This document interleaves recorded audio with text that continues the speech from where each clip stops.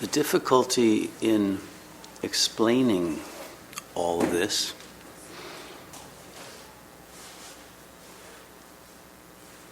that relates to the field of self-realization is that the mind tends to understand everything from within the paradigm of subject-object duality. And that's the very obstacle to the self-realization we wish to achieve.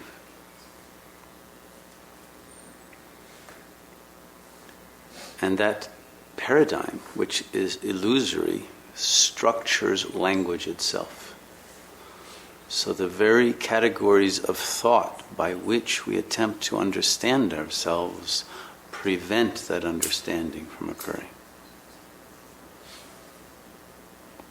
This is the double bind on the symbolic level.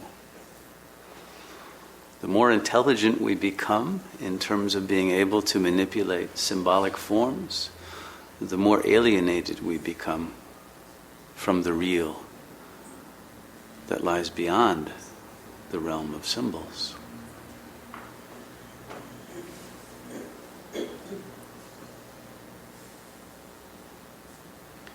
And so we can say that self-realization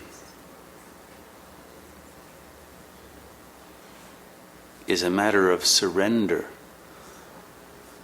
of the power of symbolic manipulation, investigation, articulation to the higher power of presence.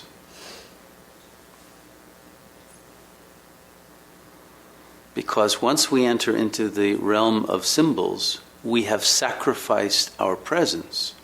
We live and we dwell, I won't even call it living, but the mind dwells in a secondary realm that orbits around presence, much as a satellite orbits around the earth. A realm that represents the presence, but is not that. The word murders the thing, as Hegel once said.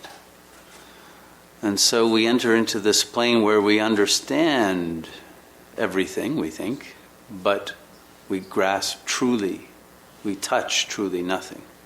We have alienated ourselves from our essence in order to understand it, but the very understanding then has removed us from the heart.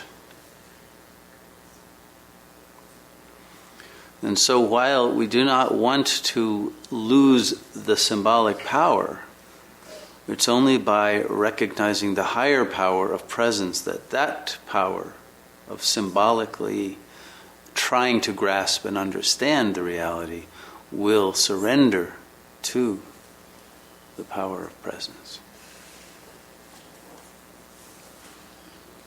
And because the ego is identified with this power of articulation, because it's a weapon,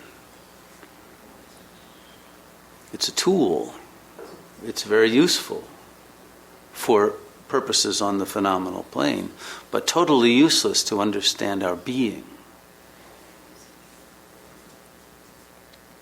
Once we have centered ourselves in our being, we can use that tool. But if we're identified with that tool, then we will be used by it. And the very addiction to the illusory power, the phenomenal power, but not the noumenal, that symbolic manipulation gives us, takes us away from the heart of our true self.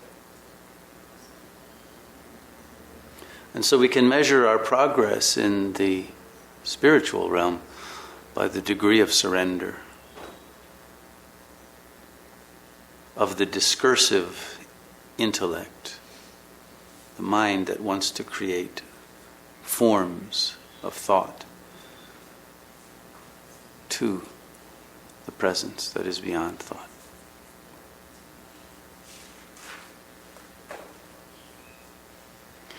Paradoxically, the more that the discursive mind, which is containing the ego, surrenders to the heart, which is the divine presence, the more intelligence there will be at the symbolic level. Because the symbolizing intellect is taken in by its very sense of intelligence. And it falls for the eye of the statement, which it is itself. And so it actually becomes gullible. It believes the words that it hears and that it understands. And it loses touch with who is speaking, right? Not the words that are coming at me, but who is behind those words. And it is when we recognize that there is something beyond those words that is listening and that is within the self, far more than the power of articulation, that we can begin to see that in all of those in the world.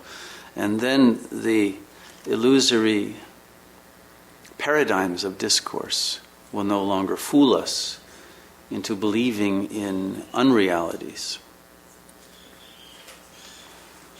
But the primary unreality that we must overcome is the unreality of the ego, the self-identification with a linguistically centered organism.